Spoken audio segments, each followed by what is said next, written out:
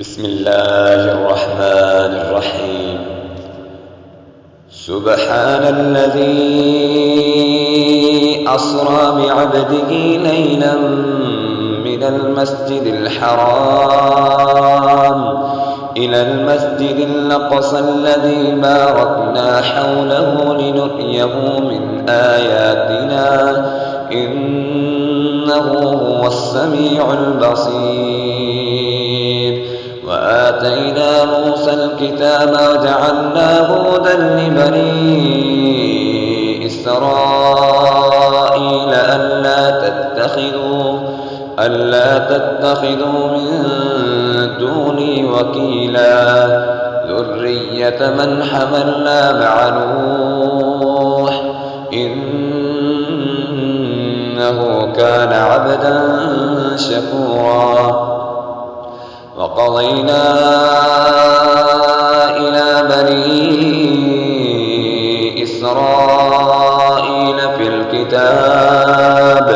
لتفسدن في الأرض مرتين ولتعلن علوا كبيرا. فإذا جاء وعد أولاهما بعثنا عليكم عبادا لنا أولي بأس شديد فجاسوا خلال الديار وكان وعدا مفعولا. ثم رددنا لكم الكرة عليهم وأمددناكم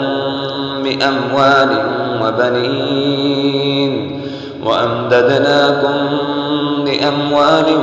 وبنين وجعلناكم أكثر نفيرا. إن أحسنتم لأنفسكم وإن أسأتم فلها. فإذا جاء وعد الآخرة ليسوءوا وجوهكم وليدخلوا المسجد كما دخلوه أول مرة وليتبروا ما علوا تتبيرا. عسى ربكم أن يرحمكم وإن عدتم عدنا وجعلنا جهنم للكافرين حصيرا. إن هذا القرآن يهدي للتي هي أقوم ويبشر المؤمنين الذين يعملون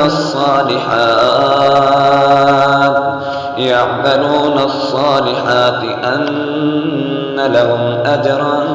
كبيرا. وأن الذين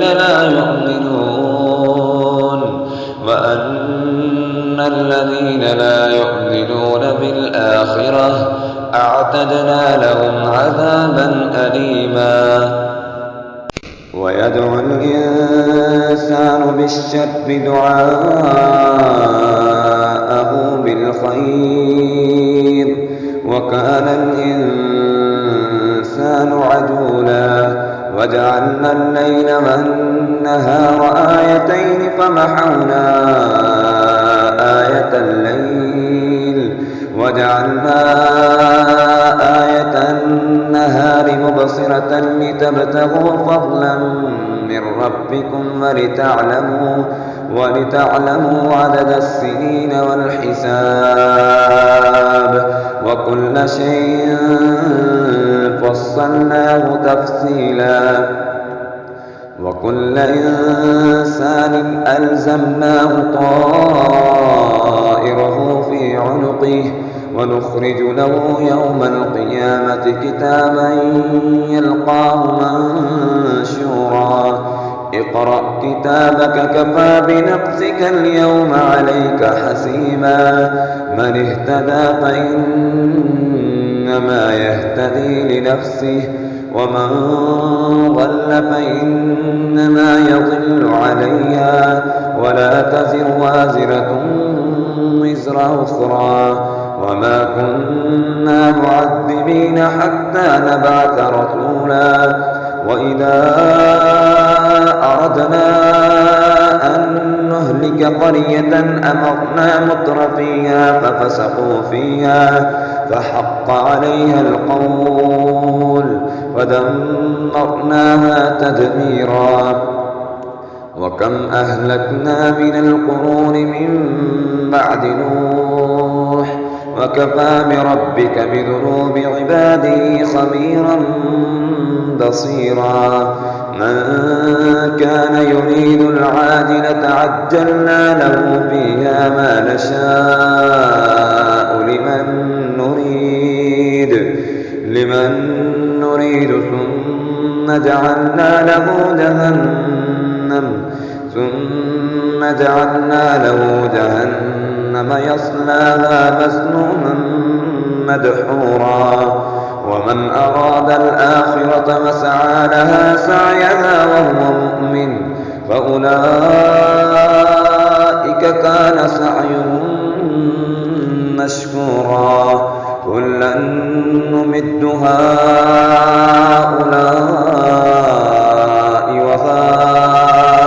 وهؤلاء من عطاء ربك وما كان عطاء ربك محظورا. انظر كيف فضلنا بعضهم على بعض وللآخرة أكبر درجات وأكبر تفضيلا. لا تجعل مع الله إلها آخر فتقعد مذموما مخذولا. وقضى ربك ألا تعبدوا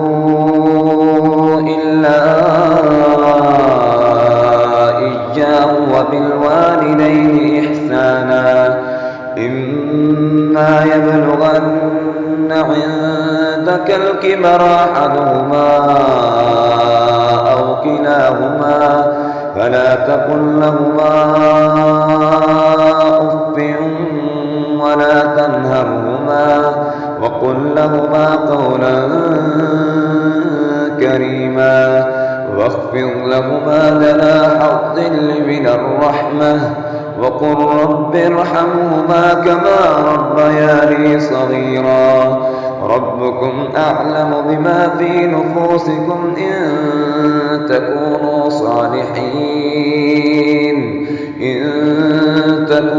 صالحين فإنه كان للأوابين غفورا. وآت ذا القربى حقه والمسكين وابن السبيل ولا تبذر تبذيرا. إن المبذرين كانوا إخوان الشياطين وكان الشيطان لربه كفورا. وإما تعرضن عنهم ابتغاء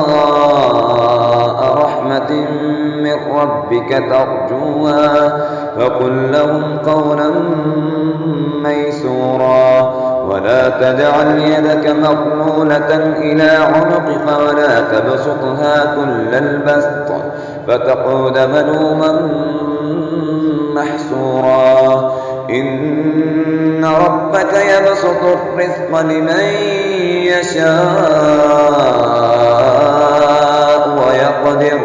إنه كان بعباده خبيرا بصيرا. ولا تقتلوا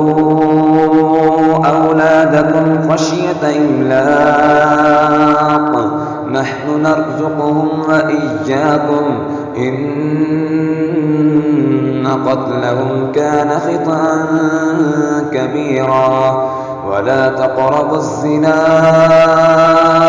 إنه كان فاحشة وساء سبيلا. ولا تقتلوا النفس التي حرم الله إلا بالحق ومن قتل مظلوما فقد جعلنا لوليه سلطانا فلا يسرف في القتل إنه كان منصورا. ولا تقربوا مال اليتيم إلا بالتي هي أحسن حتى يبلغ أشده وأوفوا بالعهد إن العهد كان مسؤولا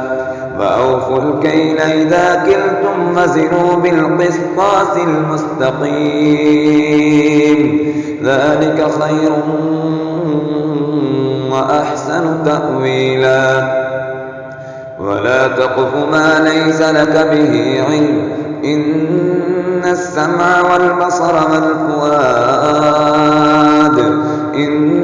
السمع والبصر والفؤاد كل أولئك كان عنه مسؤولا ولا تمش في الأرض مرحا إنك لن تخرق الأرض ولن تبلغ الجبال طولا كل ذلك كان سيئه عند ربك مكروها ذلك مما أوحى إليك ربك من الحكمة ولا تجعل مع الله إلها آخر فتلقى في جهنم ملوما مدهورا أفأصفاكم ربكم بالبنين واتخذ من الملائكة إناثا إنكم لتقولون قولا عظيما ولقد صرفنا في هذا القرآن ليذكروا وما يزيدهم إلا نفورا قل لو كان معه آلهة كما يقولون إذا لابتغوا إلى ذي العرش سبيلا سبحانه وتعالى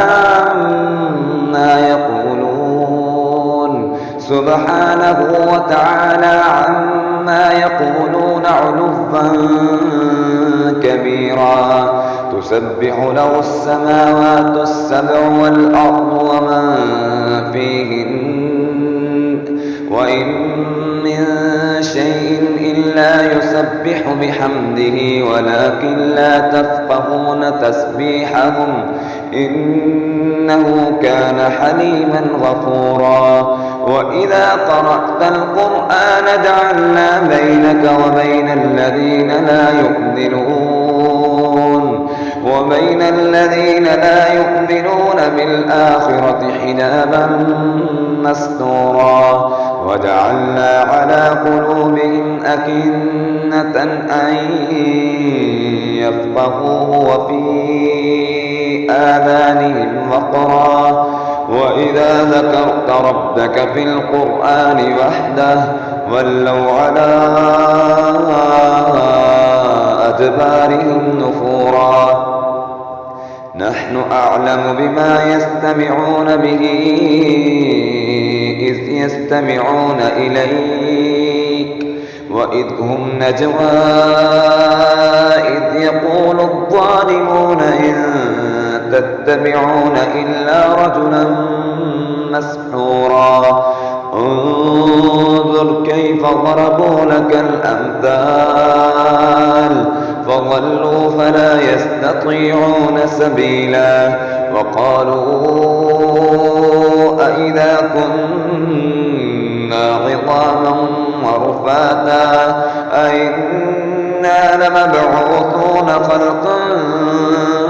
جديدا قل كونوا حجارة أو حديدا أو خلقا مما يكبر في صدوركم فسيقولون من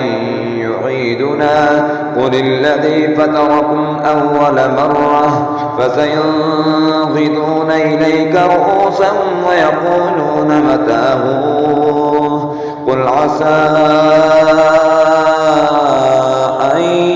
يكون قريبا يوم يدعوكم فتستجيبون بحمده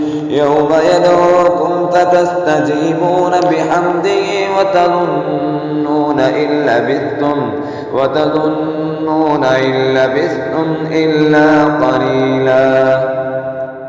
وقل لعبادي يقولوا التي هي أحسن إن الشيطان ينزغ بينهم إن الشيطان كان للإنسان عدوا مبينا ربكم أعلم بكم إن يشأ يرحمكم أو إن يشأ يعذبكم وما أرسلناك عليهم وكيلا وربك أعلم بمن في السماوات والأرض ولقد فضلنا بعض النبيين على بعض وآتينا داود زبورا قل ادعوا الذين زعمتم من دوني فلا يملكون كشف الضر عنكم ولا تحويلا أولئك الذين يدعون يبتغون إلى ربهم الوسيلة أيهم أقرب ويرجون رحمته ويخافون عذابه إن عذاب ربك كان محذورا وإن من قرية إلا نحن مهلكوها قبل يوم القيامة أو معذبوها عذابا شديدا كان ذلك بالكتاب مسطورا وما منعنا أن نرسل بالآيات إلا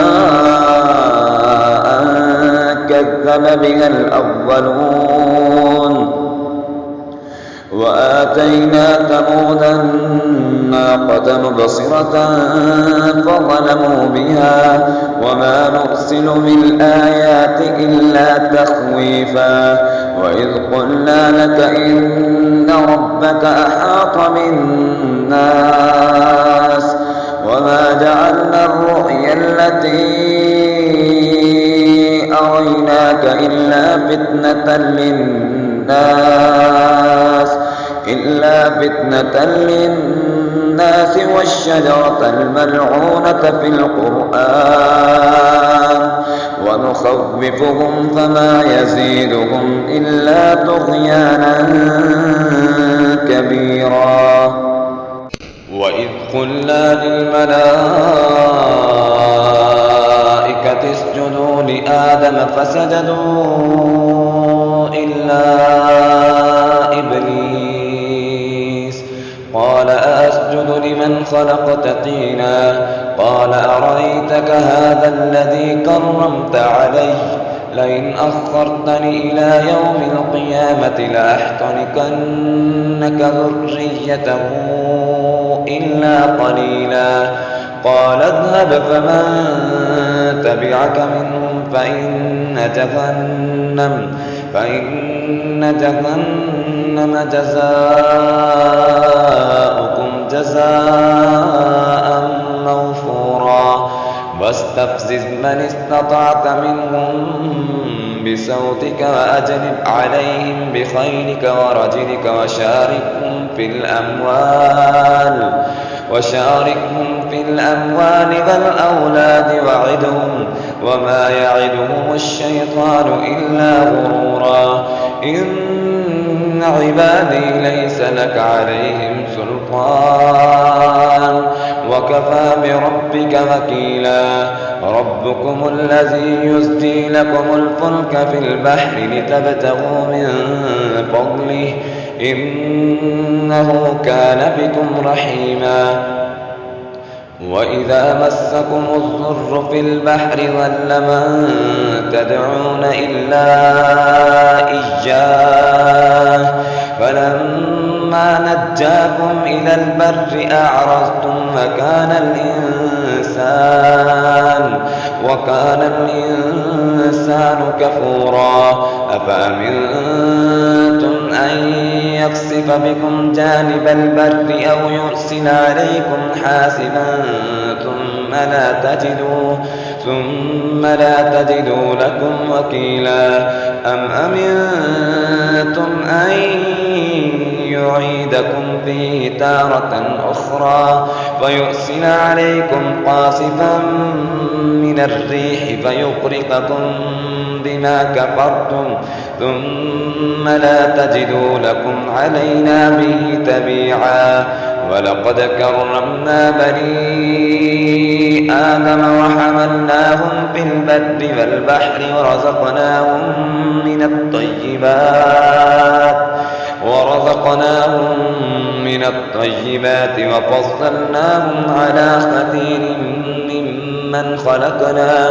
وفضلناهم على كثير ممن خلقنا تفضيلا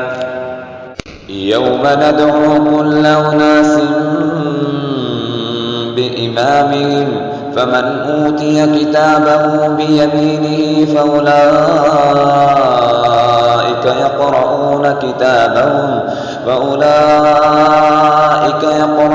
كتابهم ولا يظلمون فتيلا ومن كان في هذه أعمى فهو في الآخرة أعمى وأضل سبيلا وإن كادوا ليفتنونك عن الذي أوحينا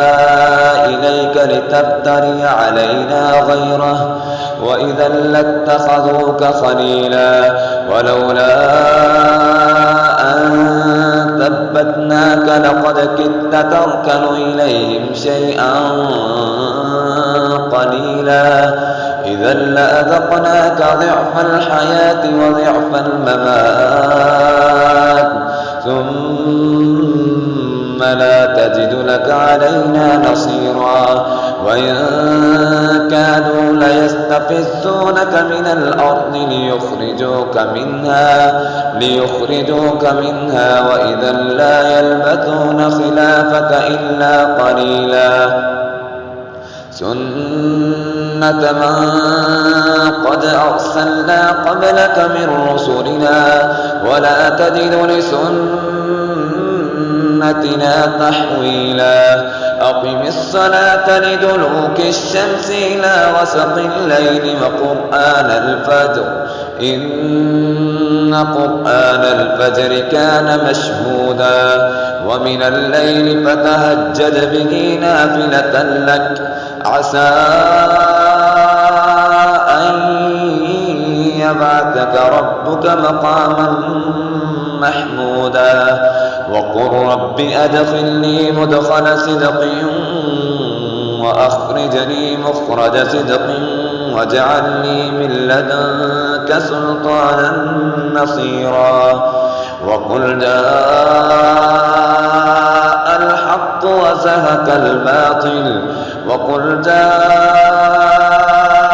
الحق وزهق الباطل إن الباطل كان زهوقا وننزل من القرآن ما هو شفاء ورحمة للمؤمنين ولا يزيد الظالمين إلا خسارا وإذا أنعمنا على الإنسان أعرض ونأى بجانبه وإذا مسه الشر كان يئوسا قل كل يعمل على شاكلته فربكم أعلم بمن هو أهدى سبيلا ويسألونك عن الروح قل الروح من أمر ربي وما أوتيتم من العلم إلا قليلا ولئن شئنا لنذهبن بالذي أوحينا إليك ثم لا تجد لك به علينا وكيلا إلا رحمة من ربك إن فضله كان عليك كبيرا قل لئن اجتمعت الإنس والجن على أن يأتوا بمثل هذا القرآن لا يأتون بمثله ولو كان بعضهم لبعض ظهيرا ولقد صرفنا للناس في هذا القرآن صرفنا للناس في هذا القرآن من كل مثل فأبى أكثر الناس إلا كفورا وقالوا لن نؤمن لك حتى تفجر لنا من الأرض ينبوعا أو تكون لك جنة من نخيل وعنب فتفجر الأنهار خلالها تفجيرا أو تسقط السماء كما زعمت علينا كسفا أو تأتي بالله والملائكة قبيلا أو يكون لك بيت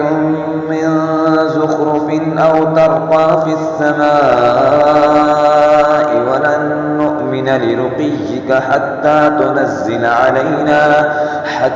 تنزل علينا كتابا نقرأه قل سبحان ربي هل كنت إلا بشرا رسولا وما منع الناس أن يؤمنوا إذ جاءهم الهدى إلا أن قالوا أبعث الله بشرا رسولا قل لو كان في الأرض ملائكة يمشون مطمئنين لنزلنا عليهم من السماء ملكا رسولا قل كفى بالله شهيدا بيني وبينكم إنه كان بعباده خبيرا بصيرا ومن يهد الله فهو المهتد ومن يضلل فلن تجد لهم أولياء من دونه ونحشرهم يوم القيامة على وجوههم عميا وبكما وصما مأواهم جهنم كلما خبت زدناهم سعيرا ذلك جزاؤهم بأنهم كفروا بآياتنا وقالوا أئذا كنا عظاما ورفاتا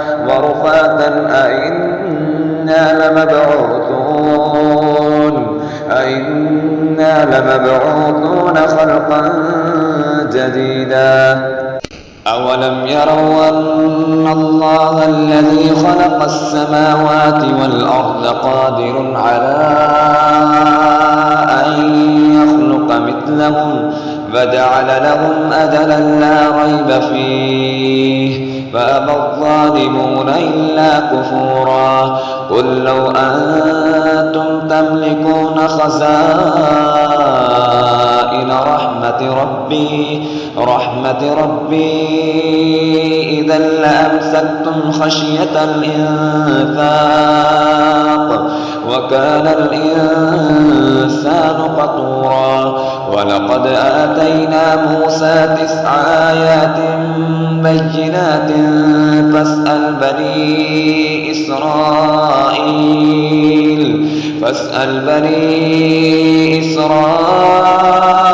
إذ جاءهم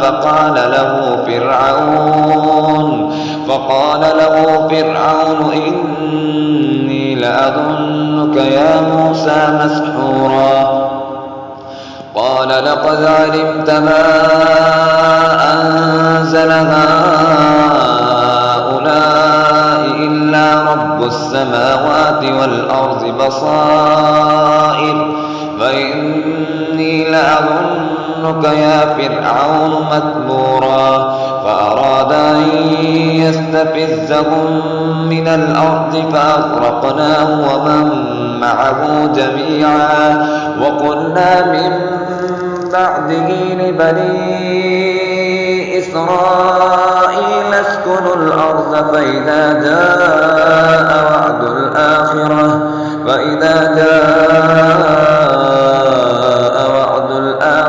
جئنا بكم لفيفا وبالحق أنزلناه وبالحق نزل وما أرسلناك إلا مبشرا ونذيرا وقرآنا فرقناه لتقرأه على الناس على مكث ونزلناه تنزيلا قل آمنوا به أو لا تؤمنوا إن الذين أوتوا العلم من قبله إذا يتلى عليهم يخرون للأذقان سجدا ويقولون سبحان ربنا إن كان وعد ربنا لمفعولا ويخرون للأذقان يبكون ويزيدهم خشوعا قل ادعوا الله أو ادعوا الرحمن أيما تدعوا فله الأسماء الحسنى ولا تجهر بصلاتك ولا تخافت بها وابتغ بين ذلك سبيلا وقل الحمد لله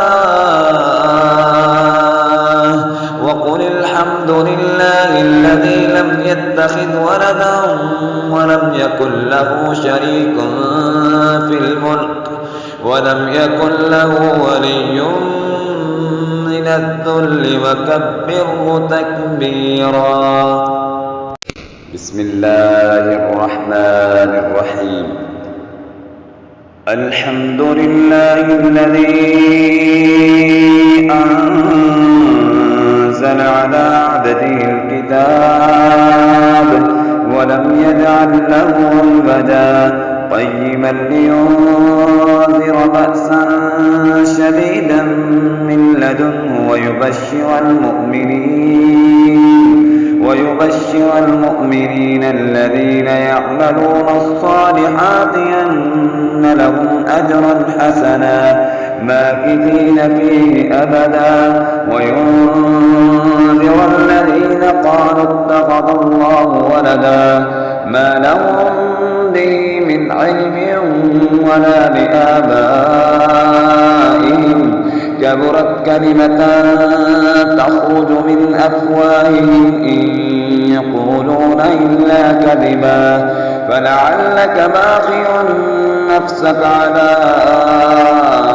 آثارهم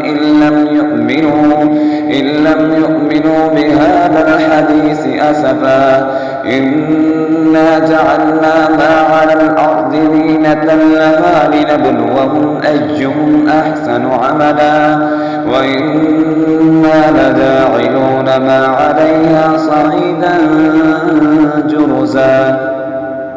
أم حسبت أن أصحاب الكهف والرقيم كانوا من آياتنا عجبا إذ أوى الفتية إلى الكهف فقالوا ربنا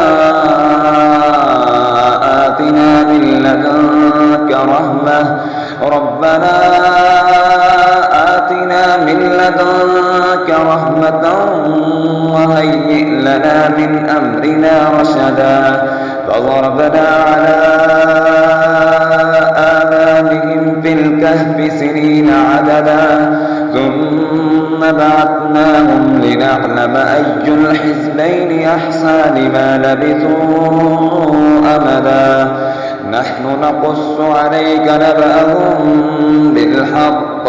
إنهم فتية آمنوا بربهم فزدناهم هدى وربطنا على قلوبهم إذ قاموا فقالوا ربنا رب السماوات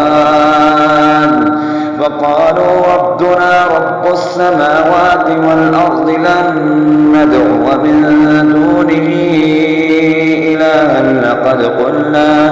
لقد قلنا إذا شططا هؤلاء قومنا اتخذوا من دونه آلهة لولا يأتون عليهم بسلطان بين فمن أظلم ممن افترى على الله كذبا وإذ اعتزلتموهم وما يعبدون إلا الله فأووا إلى الكهف ينشر لكم ربكم من رحمته ويهيئ لكم من أمركم مرفقا وترى الشمس إذا طلعت تزاور عن كهفهم ذات اليمين وإذا غربت تقرضهم ذات الشمال فهم في فجوة منه ذلك من آيات الله من يهد الله فهو المهتد ومن يضلل فلن تجد له وليا مرشدا وتحسبهم أيقاظا وهم رقود ونقلبهم ذات اليمين وذات الشمال وقلبهم باسط ذراعيه بالوصيد لو اطلعت عليهم لوليت منهم فرارا ولملئت منهم رعبا وكذلك بعثناهم ليتساءلوا بينهم قال قائل منهم كم لبثتم قالوا لبثنا يوما أو بعض يوم قالوا ربكم أعلم بما لبثتم فابعثوا أحدكم بورقكم هذه إلى المدينة فلينظر أيها أزكى طعاما فليأتكم برزق منه وليتلطف ولا يشعرن بكم أحدا إنهم إن يظهروا عليكم يرجموكم أو يعيدوكم في ملتهم ولن تفلحوا إذا أبدا وكذلك أعثرنا عليهم ليعلموا أن وعد الله حق وأن الساعة لا ريب فيها إذ يتنازعون بينهم أمرهم فقالوا ابنوا عليهم بنيانا ربهم أعلم بهم قال الذين غلبوا على أمرهم لنتخذن عليهم مسجدا سيقولون ثلاثة رابعهم كلبهم ويقولون خمسة سادسهم كلبهم رجما بالغيب ويقولون سبعة وثامنهم كلبهم قل ربي أعلم بعدتهم ما يعلمهم إلا قليل فلا تمار فيهم إلا مراء ظاهرا ولا تستفت فيهم منهم أحدا ولا تقولن لشيء إني فاعل ذلك غدا إلا أن يشاء الله واذكر ربك إذا نسيت وقل عسى أن يهديني ربي ليقرب من هذا رشدا ولبثوا في كهفهم 300 سنين وازدادوا 9 قل الله أعلم بما لبثوا له غيب السماوات والأرض أبصر به وأسمع ما لهم من دونه من ولي ولا يشرك في حكمه أحدا واتل ما أوحي إليك من كتاب ربك لا مبدل لكلماته ولن تجد من دونه ملتحدا واصبر نفسك مع الذين يدعون ربهم بالغداة والعشي يريدون وجهه ولا تعد عيناك عنهم تريد زينة الحياة الدنيا ولا تطع من أغفلنا قلبه عن ذكرنا واتبع هواه وكان أمره فرطا وقل الحق من ربكم فمن شاء فليؤمن ومن شاء فليكفر إنا أعتدنا للظالمين نارا أحاط بهم سرادقها وإن يستغيثوا يغاثوا بماء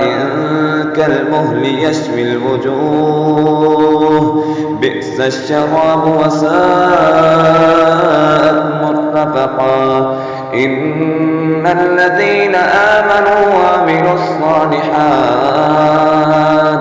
إنا لا نضيع أجر من أحسن عملا أولئك لهم جنات عدن تجري من تحتهم الأنهار يحلون فيها من أساور من ذهب ويلبسون ثيابا خضرا من سندس واستبرق متكئين فيها على الأرائك نعم الثواب وحسنت مرتفقا واضرب لهم مثلا الرجلين جعلنا لأحدهما جنتين من أعناب وحففناهما بنخل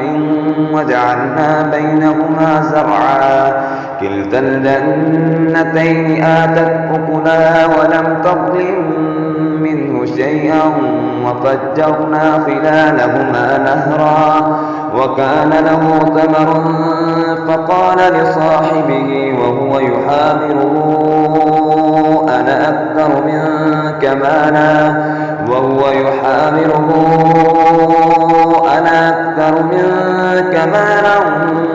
وأعز نفرا ودخل جنته وهو ظالم لنفسه قال ما أظن أن تبيد هذه أبدا وما أظن الساعة قائمة ولئن رددت إلى ربي لأجدن خيرا منها منقلبا قال له صاحبه وهو يحاوره أكفرت بالذي خلقك من تراب ثم من نطفة ثم سواك رجلا لكن هو الله ربي ولا أشرك بربي أحدا ولولا إذ دخلت جنتك قلت ما شاء الله لا قوة إلا بالله إن ترني أنا أقل منك مالا وولدا فعسى ربي أن يؤتيني خيرا من جنتك ويرسل عليها حسبانا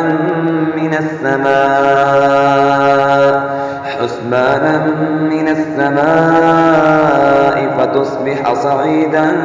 زلقا أو يصبح ماؤها غورا فلن تستطيع له طلبا وأحيط بثمره فأصبح يقلب كفيه وأحيط بثمره فأصبح يقلب كفيه على ما أنفق فيها وهي خاوية على عروشها ويقول يا ليتني لم أشرك بربي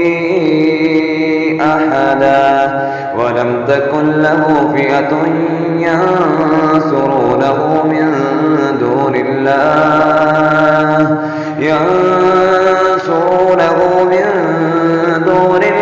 وما كان منتصرا هنالك الولاية لله الحق هو خير ثوابا وخير عقبا واضرب لهم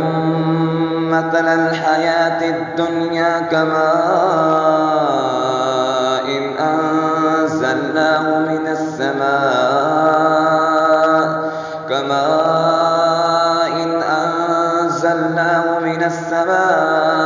فاختلط به نبات الأرض فأصبح هشيما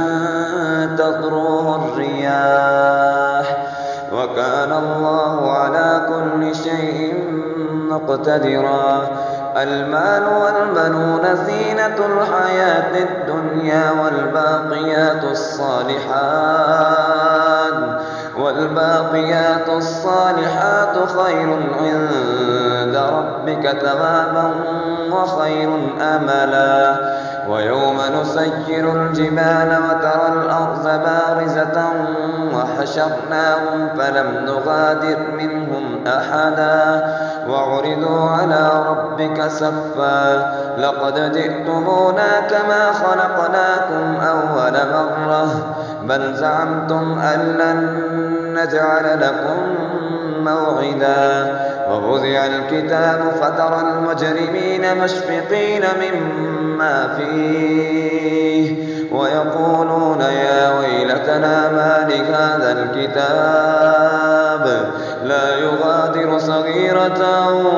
ولا كبيرة إلا أحصاها ووجدوا ما عملوا حاضرا ولا يظلم ربك أحدا وإذ قلنا للملائكة اسجدوا لآدم فسجدوا إلا إبليس كان من الجن ففسق عن أمر ربه أفتتخذونه وذريته أولياء من دوني وهم لكم عدو بئس للظالمين بدلا ما أشهدتهم خلق السماوات والأرض ولا خلق أنفسهم وما كنت متخذ المضلين عضدا ويوم يقول نادوا شركائي الذين زعمتم فدعوهم فلم يستجيبوا لهم وجعلنا بينهم موبقا ورأى المجرمون النار فظنوا أنهم مواقعها ولم يجدوا عنها مصرفا ولقد صرفنا في هذا القرآن للناس من كل مثل وكان الإنسان أكثر شيء جدلا وما منع الناس أن يؤمنوا إذ جاءهم الهدى ويستغفروا ربهم إلا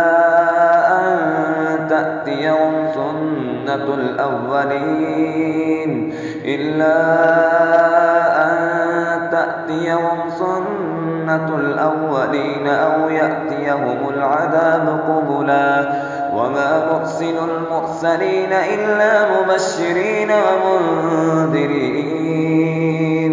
ويجادل الذين كفروا بالباطل ليدحضوا به الحق واتخذوا آياتي وما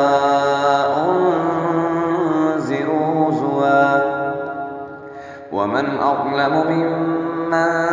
ذكر بآيات ربه فأعرض عنها ونسي ما قدمت يداه إنا جعلنا على قلوبهم أكنة أن يفقهوه وفي آذانهم وقرا وإن تدعوهم إلى الهدى فلن يهتدوا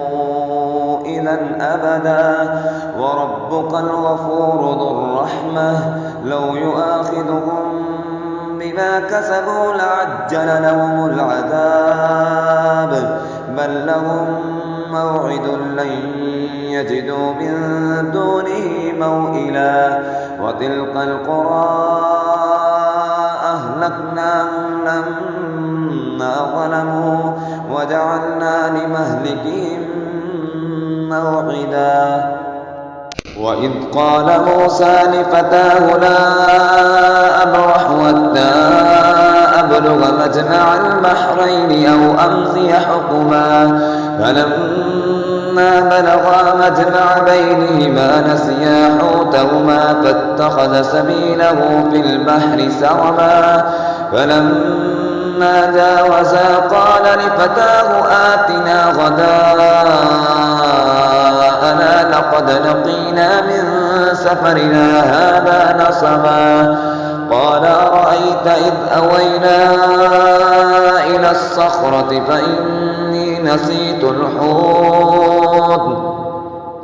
وما أنسانيه إلا الشيطان أن أذكره واتخذ سبيله في البحر عجبا قال ذلك ما كنا نبغي فارتدا على آثارهما قصصا فوجدا عبدا من عبادنا آتيناه رحمة من عندنا وعلمناه من لدنا علما قال له موسى هل أتبعك على أن تعلمني مما علمت رشدا قال إنك لن تستطيع معي صبرا وكيف تصبر على ما لم تحط به خبرا قال ستجدني إن شاء الله صابرا ولا أعصي لك أمرا قال فإن اتبعتني فلا تسألني عن شيء حتى أحدث لك منه ذكرا فانطلقا حتى إذا ركبا في السفينة خرقها قال أخرقتها لتغرق أهلها لقد جئت شيئا إمرا قال ألم أقل إنك لن تستطيع معي صبرا قال لا تؤاخذني بما نسيت ولا ترهقني من أمري عسرا فانطلقا حتى إذا لقيا غلاما فقتله قال أقتلت نفسا زكية بغير نفس لقد جئت شيئا